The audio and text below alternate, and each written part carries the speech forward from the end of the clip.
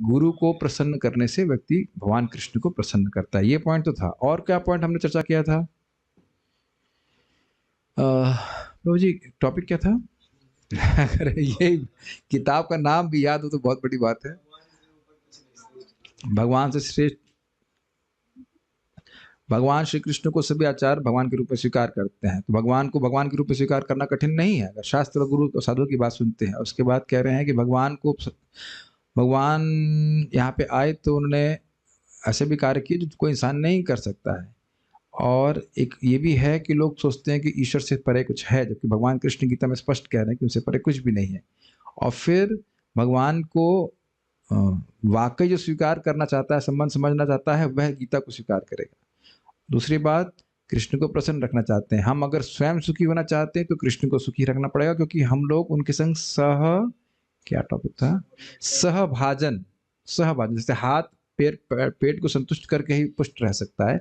और फिर बात आई कि कृष्ण को संतुष्ट हम कैसे कर सकते हैं? उनके प्रतिनिधि को संतुष्ट करके। तो अब प्रभुपाद यहाँ बता रहे हैं कि प्रतिनिधि कौन है भगवान को, हम कैसे समझेंगे। आध्यात्मिक गुरु भगवान के प्रतिनिधि हैं। वे प्रतिनिधि कैसे बनते हैं? यदि कोई व्यक्ति कहता है कि अमुक वस्तु चश्मा है और वह अपने शिष्यों को भी इस प्रकार शिक्षा देता है, तो उस वस्तु की पहचान में कोई त्रुटि नहीं रहती। गुरु वो हैं या वे हैं जिन्होंने किसी विशिष्ट गुरु शिष्य परंपरा के शब्दों को आत्मसात कर लिया है। यहाँ जो उदाहरण दिया गया है उसमें महत्वपूर्ण शब्द चश्मा है। गुरुदेव को इसके आगे और कुछ नहीं कहना होता है, यही उनकी योग्यता है। कृष्ण कहते हैं मैं सर्वोच्च हूँ और गुरु महाराज कहते हैं कि मैं सर्वोच्च हूँ। नहीं, कृष्ण सर्वोच्च हैं। ऐसा नहीं है कि कृष्ण के प्रतिनिधि होने या गुरु होने के लिए किसी व्यक्ति को किसी असाधारण योग्यता की आवश्यकता है, लेकिन मैं इस मन में विचार कर रहा हूँ कि एक असाधारण योग्यता की आवश्यकता है, और वो क्या है? चेंज ना करे। ये बद्ध जीवों की बड़ी ही साधारण गुण है कि कुछ ना कुछ चेंज जरूर करेंगे, कुछ ना कुछ चेंज करके प्रस्तुत करेंगे। और जबकि आप देखेंगे प्रतिनिधि बनने के लिए वो भी भगवान का, जो से श्रेष्ठ कुछ है नहीं, क्या करना है? चेंज नहीं करना है। जैसे रखा गया वैसे रख दे, क्योंकि हमारी इंद्रियों को समझ में नहीं आ रहा है तो सोचते हैं ये चीज ठीक नहीं है, इसको ऐसे नहीं करना है, इसका वजह ऐसा कुछ नहीं, जैसा है यथावत उसको प्रस्तुत करना है। भाई इसको बहुत सिंपल से उदाहरण से आप समझ सकते हैं कि डीएम का आदेश, डीएम समझते हैं? डीएम का आदेश जो फरमान बोलते हैं, क्या बोलते हैं? आदेश को डीएम लेके नहीं बांटता है, वो पियोन या जो भी लेके बांट रहा होगा। तो अब वो पियोन प्रतिनिधि है, क्यों? क्योंकि डीएम के आदेश को वो परिवर्तित नहीं कर रहा है। और दूसरा उदाहरण तो बड़ा स्पष्ट जानते हैं कि कोई व्यक्ति चेक लिख के दिया है आपको, तो अब जो व्यक्ति आपके पास, पियोन नहीं बोलते, क्या बोलते? पोस्टमैन, उसके पास आपको 5 लाख 10 लाख 20 लाख देने की क्षमता नहीं है, लेकिन वो 1 करोड़ 20 करोड़ का भी फायदा करा सकता है आपको। अगर चेक आया है, बहुत मूल्यवान चेक है, अगर उसमें वह उसको फाड़ करके अपना सिग्नेचर नहीं करता है, तो कितने रुपए का चेक है? जो भी 20,000 50,000 60,000 जो भी है, और अगर अपना चेक वह साइन कर देता है चेक पे, तो जीरो हो जाती वैल्यू। एकदम सुंदर बात है, बहुत सबसे सटीक उदाहरण है ये। तो गुरु ये नहीं बोलते हैं कि मैं भगवान हूं, या एकदम स्पष्ट आजकल के तथाकथित गुरु बोलते हैं कि तुमको राम और कृष्ण की पूजा करने की क्या जरूरत है, मेरी तरफ देखो। ये बड़ा मतलब धड़ल्ले से बोलते हैं, पब्लिक में बोलते हैं। बताइए, तुमको अगर उनसे पूछा जाए कि आपकी तरफ देखेंगे भी तो आप कब तक दिखाई पड़ोगे? प्रश्न बनेगा। भगवान कृष्ण तो अनादिकाल से हैं और अनंत काल तक रहेंगे, आप कब तक दिखाई पड़ोगे? तो आप देखेंगे परम पूज्य राधा गोविंद महाराज भी कई बार ऐसे तथाकथित गुरुओं पे, और प्रभुपाद जी बहुत कुठाराघात करते हैं कि इस तरह के धोखे गुरुओं को नहीं लेना चाहिए। महाराज समझा रहे थे कि कहीं बिहार में गुरु जी को ही पालने में बैठा दिया, सावन के समय राधा कृष्ण को पालने में झुलाते हैं। क्या जरा आप बताइए, क्या कहानी सुनाते, क्या बोलते? बोलिए माइक बोलिए। हमारे गुरु ने क्या दीजिए बड़ा अच्छा है। सतगुरु के झूलना। हाँ, हमारे सतगुरु को झूलेला जो भी है, सतगुरु को झूलने में झुला रहे, तो भगवान के स्थान पे गुरु जी ही बैठ गए। तो ये प्रतिनिधि नहीं होता, ठीक है।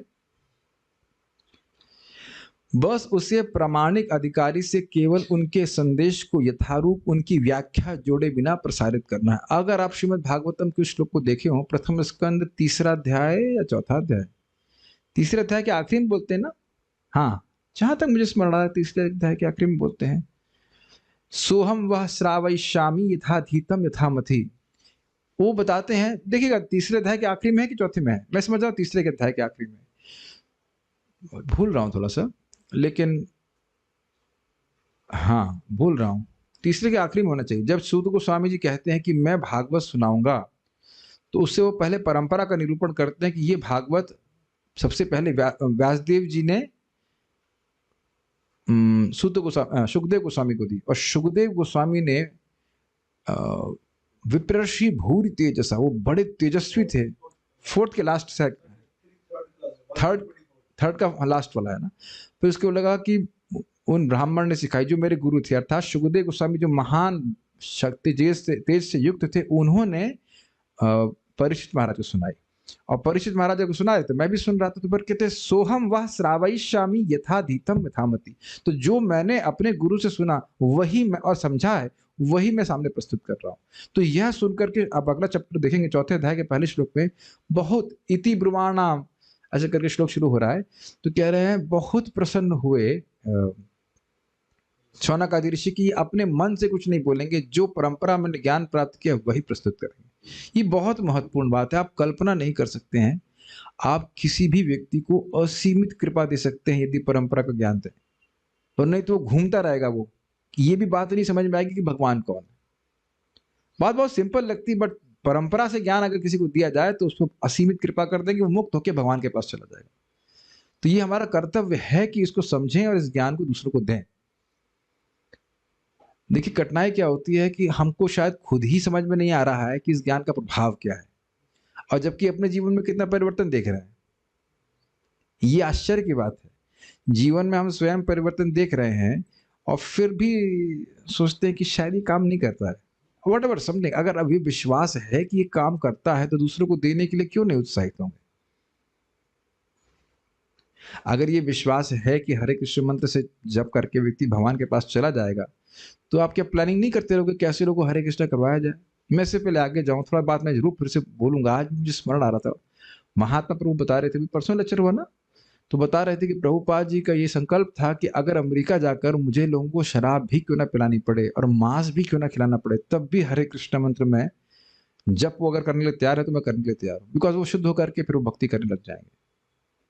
आप देखिए आचार्यों की कितना ज्यादा मतलब उत्साह है प्रचार करने का, दूसरों को हरे कृष्ण मंत्र देने का, भक्ति देने का। नारद जी का ये स्टेटमेंट है, मैं अपने आप को हरि का दास नहीं कहलाऊंगा अगर कलयुग में हर घर में हरि भक्ति स्थापित नहीं करूंगा। मैं समझता हूँ ये भागवत महात्म्य में ही लिखा गया, प्रथम एकदम प्रत्यक्ष, और भगवान कृष्ण नारद जी के सामने, एकदम सामने, और पूछ रहे हैं क्या वर चाहिए। इज नॉट अमेजिंग थिंग, कौन सामने है? कृष्ण भगवान, जो आपको जो चाहे वो दे सकते हैं। और नारद जी कह रहे हैं कि आपकी कीर्ति का प्रचार हम पूरे अनंत समय तक करते ही रहे, अनंत समय तक करते रहे। देखिए कितनी बड़ी सेवा है, ठीक है ना। तो ये व्यक्ति को आप कहेंगे कि हम कैसे प्रचार करेंगे। आज आपने बहुत तगड़ा प्रचार किया, जहानवी माता जी ने, एक डिवोटी मुझसे पूछ रहे थे इनका सीक्रेट क्या है, जब कैसे करती हैं अच्छे से। अब आप देखो, आप जब अच्छे से कर रहे हो, आपको कोई लग रहा है कि कोई देख ही नहीं रहा है, हमें तो कोई हमसे कौन इंस्पिरेशन लेगा। सी, मैं बारंबार बोल रहा हूँ, ये जूम इतना सुंदर माध्यम है। आज एक माता जी ने हमको बाद में मैसेज किया कि वो 2 घंटा सोई थी रात में, फिर भी जूम पे बिल्कुल जब नींद नहीं आई। मैं उन्होंने खुद मुझे मैसेज लिखा, भी लिखा दिखा दूंगा, मैं दोबारा आऊंगी जब करने के लिए, और मैं रोज आऊंगी जब करने के लिए। You see how much a person gets transformed. He's becoming addicted in a day to chanting of holy names. जो करने में सालों साल बीत जाता है, नहीं होता ना। जो लोग प्रचार कर रहे हैं, करते हैं थोड़ा, बस देखिए एक माला कराने में उसको भी नानी याद आ जाती है, हमारी भी नानी याद आ जाती है। और रियली अगर कोई थोड़ा सा भी अगर जागरूक है, एडिक्ट हो जाएगा। इतने सारे लोग कर रहे हैं, आप सभी लोग महसूस कर सकते हैं। सारा काम तो ये कि लोगों को हरे कृष्ण मंत्र कराया जाए। तो देखिए कितना सुंदर कॉम्बिनेशन है, आचरण भी है और प्रचार भी है। प्रैक्टिकल। पता नहीं आप जो लोग आते हैं उनका तो हम धन्यवाद भी कर सकते, जो नहीं आते वो उनका भी धन्यवाद है, करते रहिए जो करना चाहते हैं करिए, सिर्फ ना। अब क्या बोल सकते, कहते कहते हम थक गए, लेकिन अब क्या कहा जा सकता। आप लोग समझ नहीं रहे, सही में प्रीचिंग करेंगे तब समझ में आएगा कि किसी को एक माला निमित कराने में कितना बैंड बजता है। एक माला नहीं करते लोग, और यहाँ लोग धुआंधार माला कर रहे हैं। क्या कृपा होगी, सीधे भगवान के पास पहुंचेंगे, सीधे लैंड करेंगे स्पिरिचुअल वर्ल्ड में। Anyways, this is very important. प्रचार की भावना होनी चाहिए, तभी जब हम इसको समझेंगे तब मैं तो ये मानूंगा कि हरि नाम की महिमा प्रकाशित नहीं हो रही है। ये Brihad Bhagavatam quotation, if you are actually chanting offencelessly you will be overwhelmed with the thought of doing good to others. जितना आप जाप अच्छे से करेंगे उतना हृदय में नाम की महिमा प्रकाशित होगी। You will like to help others chant Hare Krishna mantra, और कुछ नया नहीं करना है। तो महामंत्र पे क्या विचार है? इस कलयुग का महामंत्र क्या है? हरे कृष्ण हरे राम क्या हुआ, कैसे मंत्र हो, व्हाटएवर, भजन निताई गौर राधे श्याम, जब हरे कृष्ण हरे राम, या और कुछ हरे गोविंद राधे गोविंद मिक्स करके कुछ मसाला बना करके कुछ नहीं करना है। ना ही ये हरे कृष्ण मंत्र इस्कॉन ने छापा है, ये कली संतरण उपनिषद का बड़ा स्पष्ट है। शिव जी भी पार्वती जी को बोले हैं हरे कृष्णा कृष्णा कृष्णा हरे हरे, हरे राम राम राम हरे हरे। ये करना चाहिए। तो हम खाली बोल रहे हैं कि गुरु बनना कोई कठिन काम नहीं, हम नहीं बोल रहे हैं, प्रभुपाद जी समझा रहे हैं इस बात को। गुरु बनना कोई कठिन काम नहीं है, और गुरु बनना बहुत कठिन काम है। क्यों? अपना कुछ जोड़ेंगे तोड़ेंगे तो गुरु बना बहुत कठिन काम है। और अगर भगवान की बात और प्रभुपाद जी जो समझा रहे हैं वो बात बोल रहे हैं तो गुरु बनने में कोई कठिनाई नहीं। सीधी सीधी बात। एक और उदाहरण समझ लीजिए, 1+1 क्या होता है? 2। सिंपल। सिंपल इसलिए क्योंकि जो रिपीट कर रहे हो वो जो सीखा है, और नहीं तो आप कहें मैं इस पर रिसर्च करूंगा कि 2.1 क्यों नहीं है। अब जिंदगी बिता दीजिए, 2.1 प्रमाणित करने का प्रयास कीजिए कि 1+1 = 2.1। मेरी बात समझ में आ रही है? कृष्ण भगवान है, कोई और ऑप्शन नहीं है, लेकिन लोग प्रमाणित करने के लिए कि कृष्ण भगवान नहीं है कितनी रिसर्च कर रहे हैं।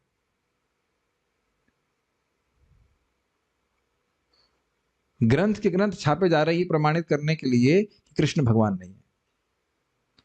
सच क्यों नहीं स्वीकार करते? आप लोग तो डिवोटी, मैं बोल रहा हूं कि जो लोग भक्त नहीं हैं उस तरह की बात करते हैं। और आपको मैं बता रहा हूं जिस प्रकार से क्लियर है ना इस्कॉन के डिवोटीज को, सामान्य डिवोटी, समान मतलब जो बहुत नहीं जानता वो भी जानता है हरे कृष्ण करना है, गोलोक पहुंचना है। कब पहुंचेगा नहीं पता, लेकिन ये पहुंच इतना क्लियर रहता है कि वो कहाँ जा रहा है। आप जरा पूछ लीजिए अन्य लोगों को, जो संस्था की संस्था चल रही है, हजारों लाखों करोड़ों रुपए खर्च हो रहे हैं, हाको डाको हो रहा है, किसी को नहीं पता है कि जीवन का उद्देश्य क्या है। डोंट टेक इट चीपली कि हमको मालूम चल गया है। किसी को पूछ लीजिए, रेयर किसी को पता होगा कि ये भौतिक जगत जो है ये भोग के लिए और योग के लिए भी है। कोई उत्तर ही नहीं दे पाएगा। और आज भी आप एक्सपेरिमेंट कर सकते हैं, किसी भी अपने भौतिकतावादी रिश्तेदार को पूछो कि जीवन का उद्देश्य क्या है, खाओ पियो मजे करो, उससे अधिक वो नहीं बोल पाएगा। He will never be able to tell. और सो कॉल्ड आध्यात्मिकवादी भी नहीं बोल पाएंगे। ये प्रभुपाद जी कृपा है कि हम लोग को एकदम क्लियर समझ में आ रहा है। क्यों? प्रभुपाद ने क्या बोला?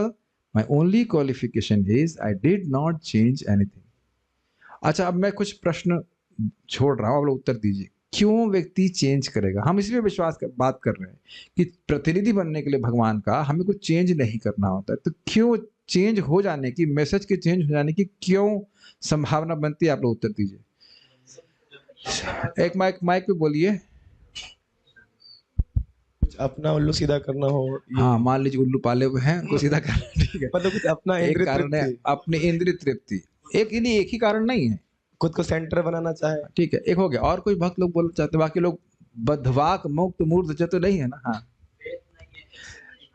ये भी बहुत इंपॉर्टेंट पॉइंट है। खुद ही नहीं समझ में आ रहा, श्रद्धा नहीं है, तो लगता है पता नहीं हरिनाम काम करेगा नहीं करेगा। हाँ ठीक है। और इंडिपेंडेंट रहना चाहते हैं, कुछ अपनी अकल, हाँ अकलमंदी दिखाना चाहते हैं कि हम बहुत श्रेष्ठ हैं, पूर्ववर्ती आचार्यों ने बोला, लेकिन ये सब ठीक नहीं है, मतलब इसका कुछ और हाँ, ये भी अर्थ हो सकता है, इत्यादि इत्यादि। आपके पास माइक क्या था? Same to same. अच्छा ठीक। हाँ, खुद भगवान बनना चाहते हो। खुद भगवान, हाँ ये भी इच्छा है, खुद भगवान बनने की इच्छा है। और हाँ, वो तो हो गया।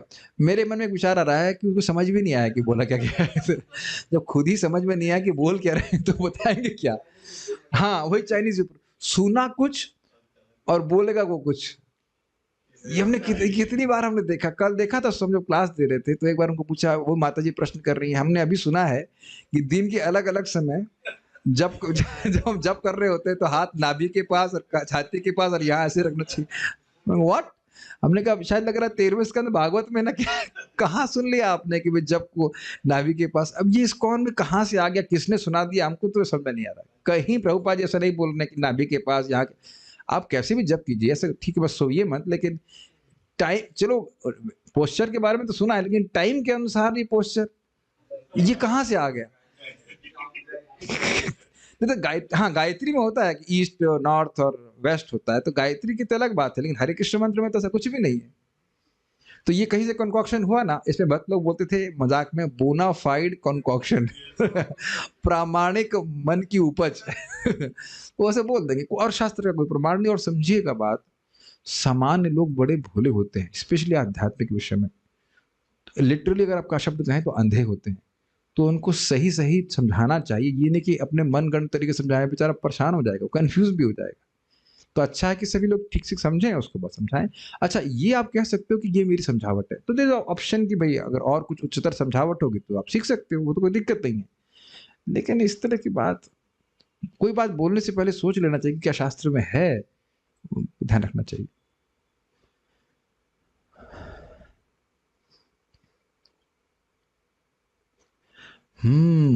एक और बात बहुत अच्छी भक्त ने बोली है, जिसका पालन वो स्वयं नहीं कर पाएगा उसको वो चेंज कर देगा। This is also very nice point. प्रभु जी, ये मान लो शिष्य पूछ रहा है, हल्दीराम की भुजिया खा सकते हैं? हाँ, मतलब पैसा दे देते तो कर्म नष्ट हो जाता है, और भोग लगा के खाने में तो ये भगवान ने बोला यद करोषि यद अस्नासि, जो कुछ खाओ मुझे अर्पित कर खाओ, इज इट नॉट? हाँ, तुलसी पत्ते दो डाल देना, उसमें क्या है? अब कठिनाई ये है कि अब खुद अगर हल्दीराम की भुजिया खा रहे हैं तो कैसे मना करेंगे? ये बहुत सुंदर पॉइंट। हाँ, पढ़ने के बाद भी खाएंगे, ये मत सोचिएगा पढ़ने के बाद नहीं खाएंगे, इसमें कोई दिक्कत नहीं है। ठीक है, तो ये बात सही है कि खुद को ज़्यादा इंटेलिजेंट समझना या टीचिंग्स पे डाउट होना, इसके लिए व्यक्ति चेंज कर देगा चीज़ों को। डाउट बहुत बड़ी चीज़ है। संशय होने से व्यक्ति ये चीज़ कैसे हो सकती है, इसको तो हम नहीं मानेंगे, तो चेंज कर देते हैं। ठीक है, तो ये सब चीज़ें से अच्छे पॉइंट्स हमारे सामने आए, इससे बचना चाहिए ताकि हम लोग कुछ चेंज नहीं करें। एक और बात बहुत इंपॉर्टेंट है, हाँ, ये पॉइंट आप में से किसी ने शायद नहीं बोला, कि आप किससे रिकॉग्निशन चाहते हैं, भगवान से कि पब्लिक से? प्रचार कर रहे हैं तो हम किससे रिकॉग्निशन चाहते हैं, कौन अनुमोदन करे हमारे प्रचार का, कृष्ण कि पब्लिक? ये ऐसे ये खुद को प्रश्न अपने से करना चाहिए कि हम कुछ प्रचार कर रहे हैं तो हम किसका अनुमोदन चाहते हैं, पब्लिक को संतुष्ट करना चाहते हैं कि भगवान को संतुष्ट करना चाहते हैं? ये मूल बात ही तो वहीं से आ रही है कि क्या हम भगवान को संतुष्ट करना चाहते हैं कि नहीं करना चाहते। अगर आपको याद हो, व्यासदेव जी भी असंतुष्ट थे इसी बात पे, कह रहे थे लगता है मैंने पब्लिक को संतुष्ट कर दिया कि भाई तुम धर्म अर्थ काम में लगे रहो, लेकिन इस प्रकार की सिद्धांत से भगवान नहीं संतुष्ट होते। याद आ रहा है आपको? मैंने भगवान की महिमा का वर्णन करने वाला शास्त्र नहीं लिखा है जिससे परमहंस लोग संतुष्ट नहीं होंगे, और वो संतुष्ट नहीं होंगे, भगवान के भक्त, भगवान संतुष्ट नहीं होंगे, और भगवान संतुष्ट नहीं होंगे तो हम संतुष्ट नहीं होंगे, इसीलिए मैं असंतुष्ट हूँ। ये व्यासदेव कह रहे हैं। It's a very deep point. प्रचार करते समय हम जनता को संतुष्ट करने के चक्कर में पड़ गए तो हम खुद भी संतुष्ट नहीं होंगे। धन कमा सकते हैं, फॉलोअर्स कमा सकते हैं, इत्यादि इत्यादि। आज के लिए चल भी निकला है इस प्रकार से कि लोग बहुत अच्छी बात यहाँ पे बोल रहे थे आपको, जपाश्रय कोर्स पे भी, कि ध्यान रखिएगा कि आप आपके फॉलोअर्स के साथ समाप्त हो जाएंगे। इसलिए जितना भी हमने प्रचार किया, अगर उनको हरे कृष्ण मंत्र जप पे नहीं लेके आए तो उस प्रचार का कोई मतलब नहीं। Very profound statement. Are we preaching to get views or to change views?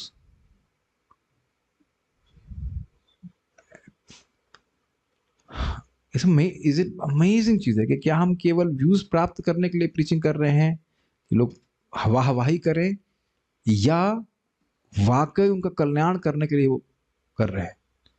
बात समझने का प्रयास कीजिएगा। हमेशा ध्यान रखिएगा, प्रभुपाद जी चाहते थे चंद्रमाओं की सृष्टि करना, समझ रहे हैं? ऐसे भक्त जो भगवान के धाम वापस जाने के लिए योग्य होना चाहते हैं, ये वास्तविक प्रचार है। अब देखिए, जो बाकी करना चाहते हैं वो करें, तो की इच्छा है, लेकिन वास्तविक रूप से प्रचार का उद्देश्य यह है कि व्यक्ति तैयार हो जाए कि हम भगवान के पास वापस जाना है, भक्ति के प्रोसेस को स्वीकार करे। That is the purpose of preaching. तो हर पब्लिक क्या कर रही है और क्या कर रही है उससे मतलब नहीं है। हमें ये प्रयास करना चाहिए कि हम लोगों को शुद्ध ज्ञान कृष्ण भावना कर दें। और दूसरे एंगल से आप देखें, महाराज ने कितना सुंदर समझाया था कि क्योंकि हर जीव के हृदय में भगवान के प्रति प्रेम है, आप भगवान की बात बोलोगे तो उसको अच्छा लगेगा। और अद्भुत बात यह भी है कि समझ में नहीं आएगा। ऐसा नहीं कि प्रारंभ में सबको समझ में आएगा, लेकिन बात भगवान की बोलेंगे तो भगवान प्रसन्न होंगे उसके हृदय में, तो वो जीव प्रसन्न हो जाएगा। This is very amazing, is it not? और ऐसी बात बोलेंगे जो उसके मन को अच्छी लगेगी तो भगवान नहीं प्रसन्न होंगे। कुछ समझ में आया? जैसे हम हमारे इस्कॉन में तो ऐसा कोई नहीं करता है, लेकिन वो तथागत गुरु जी हैं, उनको बोला कृपा कहाँ मिलेगी? वोडका की बोतल में कृपा छुपी है, और खूब ताली बज रही है। तो अब देख रहे हैं कि पब्लिक को खुश करने के लिए बोला जा रहा है कि नहीं। आध्यात्मिक गुरु इस प्रकार की बात बोल रहे हैं, नाम हम नहीं रख सकते, आप नाम जानते हो। हाँ, निर्मल मन वाले से व्यक्ति। तो ये सब देती है। क्या लिखें? All beautiful and great concepts are really great when there is a mood of unselfish compassion to serve without discrimination। पता नहीं महाराज क्या बोलना चाह रहे हैं, लेकिन अभी मेन बात यह है कि कुछ भी बात हम यहाँ पे बोल रहे हैं कृष्ण भावना के संबंध में, वो प्रमाणिक होना चाहिए। नहीं पता है तो स्वीकार करने में कोई कठिनाई नहीं कि हमको नहीं पता है, ठीक है? रिसर्च चल सकती है। रिसर्च का मतलब श्रेष्ठ वैष्णव से पूछ सकते हैं, क्या दिक्कत है? ये मुझे बहुत अच्छा बात लगती है। अपने मन से नहीं बोलना चाहिए, अपने मन से नहीं बोलना चाहिए। एक बार परम पूज्य राधा गोविंद महाराज से एक माता जी ने पूछा, सुभद्रा गौर लीला में कौन है? सुभद्रा महारानी है ना, जगन्नाथ बलभद्र सुभद्रा में। महाराज कहे वो कृष्ण भगवान की छोटी बहन। नहीं नहीं, हम ये पूछ रहे हैं कि गौर लीला में क्या है। अगर महाराज बोले कि भगवान कृष्ण की छोटी बहन है, नहीं नहीं, गौर लीला में कौन है? तो हमको नहीं पता है, और हमको नहीं पता है तो हम गलत ही बताएंगे, इसलिए हम नहीं बताएंगे। हमको नहीं पता कि गौर लीला में क्या है, तो प्रमाण शास्त्र का होना चाहिए। और एक और बात ध्यान रखिएगा कि यद्यपि मेरी इंद्रियों से वो ज्ञान मैच नहीं करता है, लेकिन शास्त्र की एक एक बात 100% सत्य है।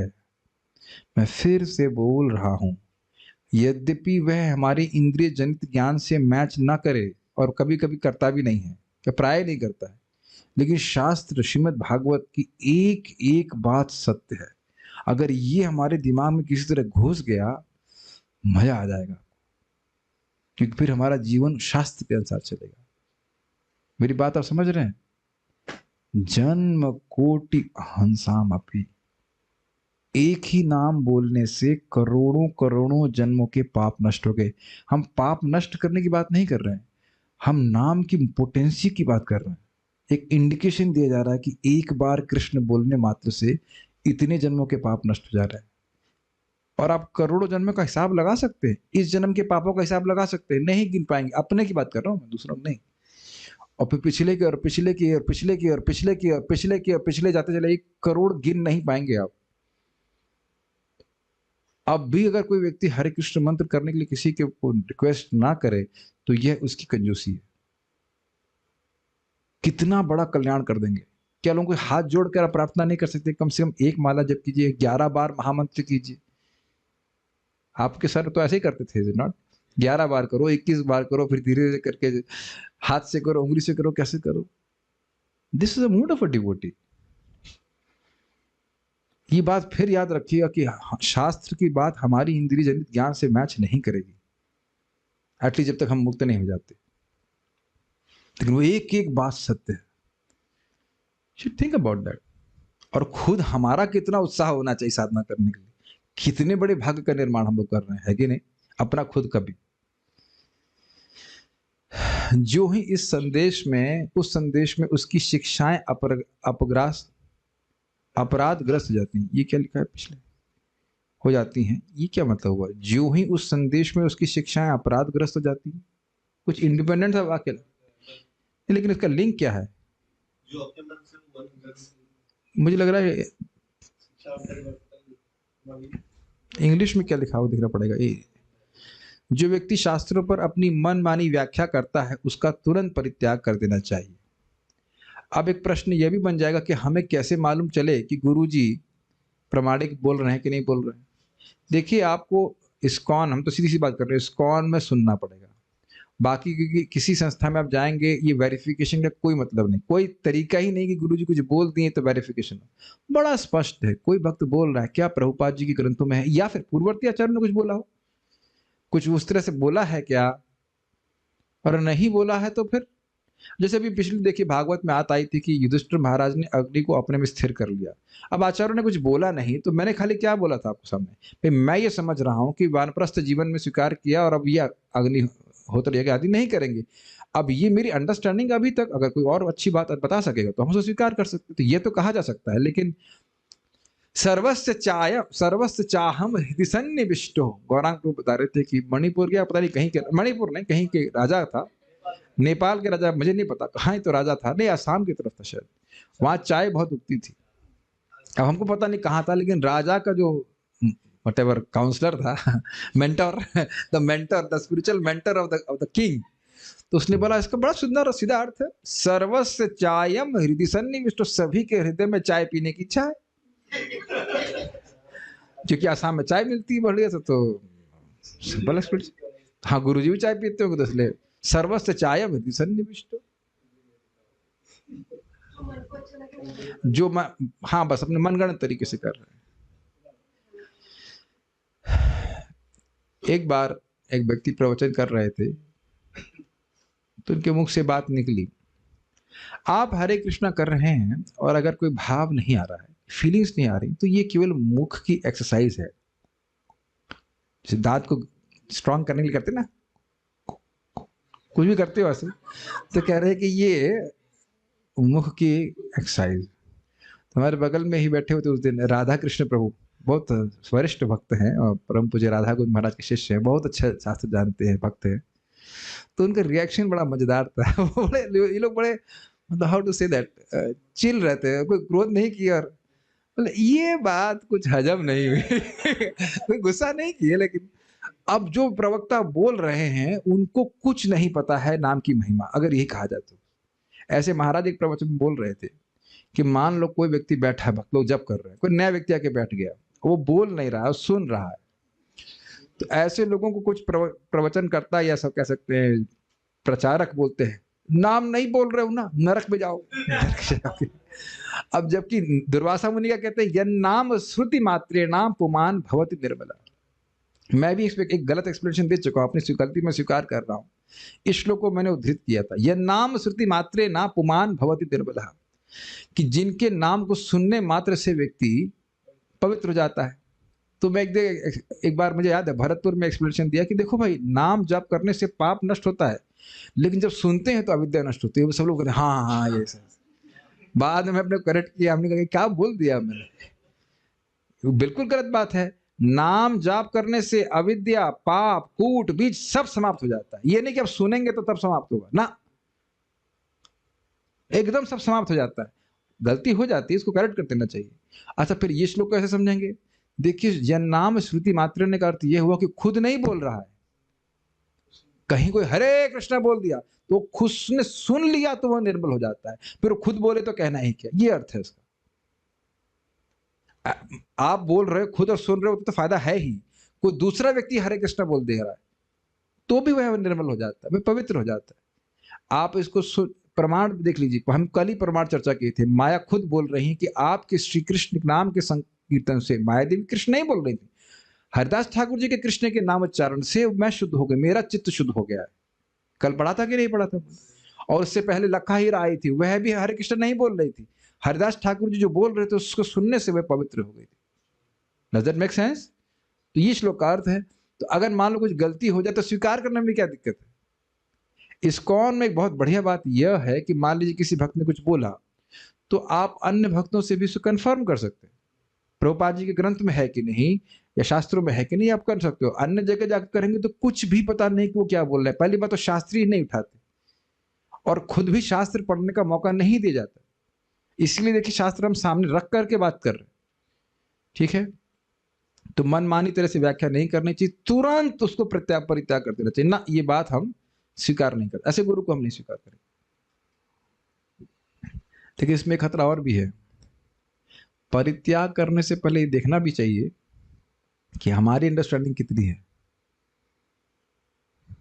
ये नहीं है कि तुरंत ही आप दोष निकालने बैठ के यहाँ ये तो यहाँ गड़बड़ बोल रहे हैं, वहाँ ये गड़बड़। चेक कर लीजिए पहले आप कि ठीक बोल रहे हैं कि नहीं बोल रहे हैं। लेकिन अगर हर चीज पे व्यक्ति संशय करता रहेगा तो वो भी गड़बड़ बात है। एक बार भगवान श्री चैतन्य महाप्रभु ने कहा, तुम में कम से कम इतनी बुद्धि तो होनी ही चाहिए कि तुम यह पता लगा सको कि कौन गुरु है और कौन नहीं। ये कब महाप्रभु बोले? उदाहरण के लिए, यदि हमें कुछ खरीदना है तो हमें कम से कम यह ज्ञान तो होना ही चाहिए कि वह वस्तु है क्या, अन्यथा हम ठगे जाएंगे। बहुत अच्छी बात है। यदि हमें बाजार से एक आम खरीदना है तो हमें कम से कम यह तो ज्ञात होना ही चाहिए कि आम किस प्रकार का खाद्य पदार्थ है और देखने में कैसा होता है। लीची को आम समझेंगे तो कैसे मालूम चलेगा? इसी प्रकार हमें प्रामाणिक गुरु की योग्यताओं का कुछ प्रारंभिक ज्ञान होना ही चाहिए। भगवत गीता स्वयं गुरुजनों की परंपरा के विषय में कुछ जानकारी देती है। तो पहला चीज आप क्या देख रहे हो? प्रामाणिक गुरु प्रामाणिक परंपरा में होना चाहिए। और प्रामाणिक परंपरा का मुख्य लक्षण क्या है? भगवान कृष्ण से शुरू होती है। तो ये भी एक बहुत बड़ा माया है इस जगत में। आप देखेंगे भारत में बहुत लोग कहेंगे हमारे गुरु जी की भी परंपरा है, लेकिन ऐसा उसमें आप देखेंगे वो भगवान कृष्ण से नहीं शुरू होती है, किसी गुरु जी से शुरू होती है। तो किसी गुरु जी से शुरू होने वाली परंपरा प्रामाणिक नहीं है। पद्म पुराण में 4 परंपराओं का वर्णन है: रुद्र संप्रदाय, ब्रह्म संप्रदाय, श्री संप्रदाय और कुमार संप्रदाय। तो ये सारे के सारे भगवान कृष्ण से आ रहे हैं। तो ये प्रमाणिक है। इसके अलावा कोई भी परंपरा में ज्ञान स्वीकार कर रहा है वह परंपरा में नहीं है, वह व्यक्ति प्रमाणिक ज्ञान नहीं दे रहा है। और इससे पहले हम आगे जाएं, एक बात और समझ लीजिए। भक्त लोग सामने जानते ही होंगे, कोई भी गुरु जी प्रमाणिक हैं या नहीं है, उसका पैरामीटर है 3 प्रश्न। आप में से एक एक प्रश्न को एक एक भक्त बताएंगे। यस प्लीज, सीक्वेंस से बताइएगा। हाँ, मैं कौन हूँ। दूसरा, भगवान कौन है। भगवान कौन है। यस। तीसरा, भगवान से हमारा संबंध है। गुरु जी एक गुरु जी बोलिए। हाँ बोलिए। हाँ बोलिए। भगवान से हमारा क्या संबंध है। और चौथा बोलिए।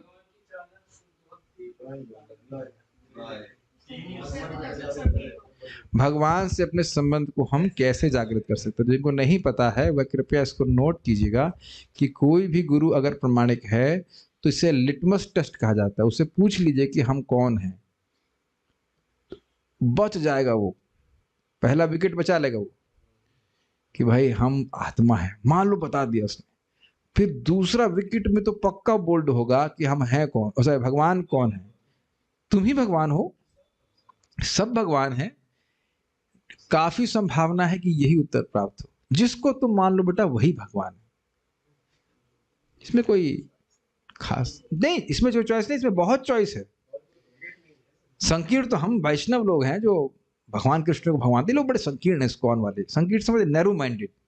ये गुरुजी अच्छे हैं, कह रहे हैं जिसको तुम मान लो वही भगवान है। तो ये फ्रॉडियेपन की पराकाष्ठा है। कहो सुअर को भगवान मान ले तो भगवान है, तो ना होता है। महाराज तो बहुत उस पर कुठाराघात करते हैं, कहते हैं कि कुत्ता है और कुत्ते के गले में पट्टा, लोहे का पट्टा डाल दीजिए, कह दीजिए भारत के प्रधानमंत्री तो क्या वो भारत का प्रधानमंत्री बन जाएगा? सोचना चाहिए। ऐसे किसी को भी भगवान कह देने से क्या भगवान बन जाएगा? आप भगवान के क्या बाप बन गए? इसको चलो, इसको आज इस बार 5 साल के लिए इसको भगवान बनने दो, 5 साल के लिए इसको बनने दो। हमारे वोट से ना भगवान बनते हैं। ये दूसरा प्रश्न। तीसरा प्रश्न क्या है? भगवान से हमारा क्या संबंध है? यह भी मान लो उसने बोल दिया कि कृष्ण भगवान है, मान लो उसने बोल दिया, आप समझ नहीं सकते हो कितना पॉइजनस है। बोलेगा कि हैं तो कृष्ण भगवान, लेकिन तुम भी उनमें मर्ज मिल जाओगे, तुम भी कृष्ण बन जाओगे। तो वाकई उत्तर क्या है? हम लोग कौन है? हम आत्मा है। नहीं, एक एक प्रश्न का, भगवान कौन है? भगवान कृष्ण है। और हमारा संबंध क्या है? हम उनके नित्य दास है। ऐसा नहीं कि केवल कुछ टाइम पास दास है जो अभी स्वीकार कर लिया, उसके बाद भगवान जहां, जब भगवान देखा, जब भगवान कमजोर हुए, तब बस उनकी गद्दे पे हम जो है। और इस संबंध को हम कैसे जागृत कर सकते हैं? भगवान की भक्ति। तो ये संबंध ज्ञान का अगर जिस गुरु को ठीक से पता है, पहली चीज समझ लेते वह है प्रमाणिक गुरु, और वह ये ज्ञान तब दे पाएगा जब वो परंपरा में है। भगवत गीता स्वयं गुरुजनों की परंपरा के विषय में कुछ जानकारी दी थी, उसको हम लोग कल सुनेंगे। ठीक है, कितने खुश हो गए ना आप? हाँ, कितने खुश, यस नो, पिटाई नहीं हुई आपकी। ठीक है, हम कौन है, भगवान कौन है, भगवान से हमारा क्या संबंध है? ठीक है, समझ में आ गया? सो चलिए स्टॉप हियर। श्रील प्रभुपाद की जय। ताई गौर प्रेमानंदे।